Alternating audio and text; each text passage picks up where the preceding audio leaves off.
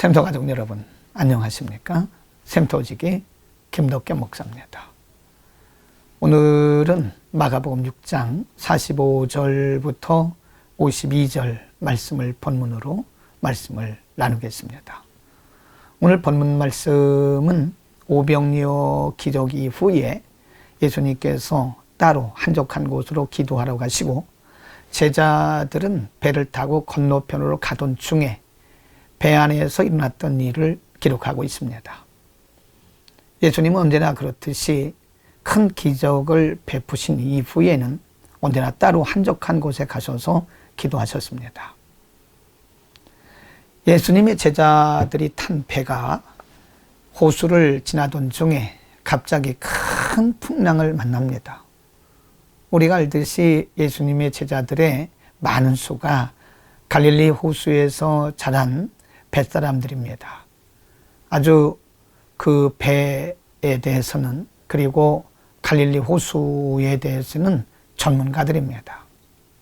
그러나 이들이 스스로 그 풍랑을 제어하지 못하고 괴로이 노를 젓고 있을 때에 예수님께서 바다 위를 걸으셔서 제자들에게 갑니다. 그때에 제자들이 깜짝 놀랍니다.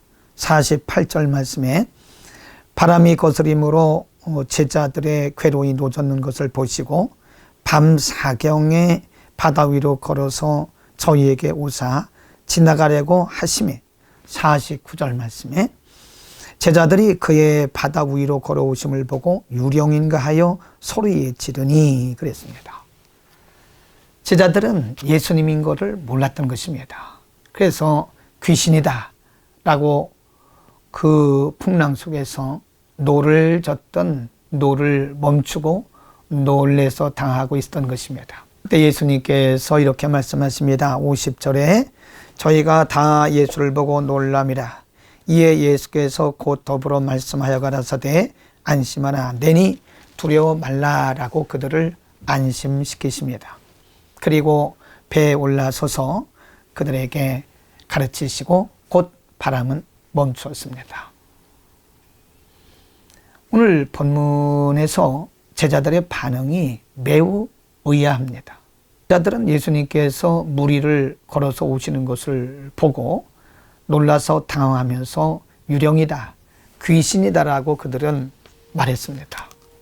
예수님께서 말씀하시기를 나니 두려워하지 말라고 말씀하시고 바람을 명하여 바람을 잔담케 하신 것을 우리가 볼 수 있습니다.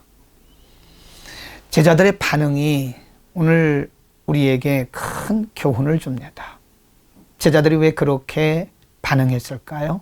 52절 말씀에 보면 이는 저희가 그 떡대시던 일을 깨닫지 못하고 도리어 그 마음이 둔하여졌다라고 말씀합니다.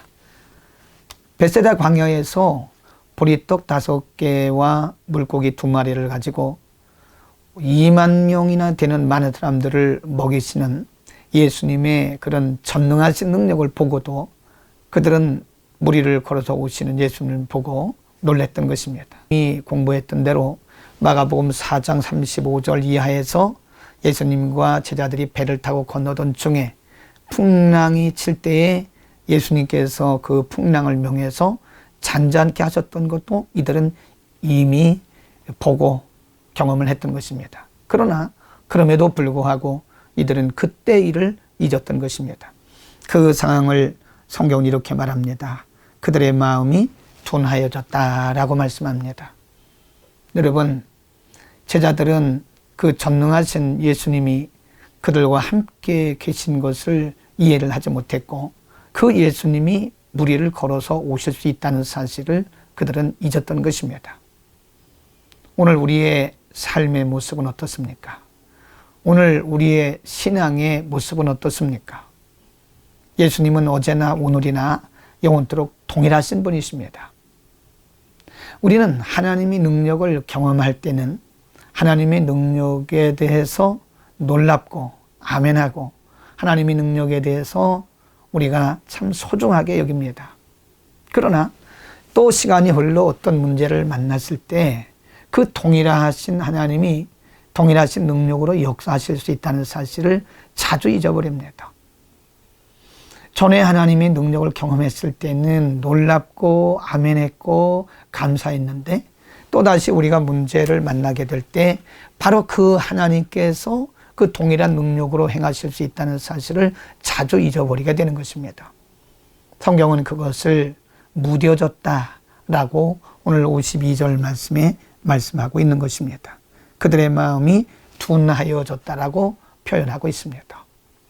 여러분, 하나님은 언제나 동일하십니다. 말씀도 동일하십니다. 능력도 동일하십니다. 영광도 동일하십니다.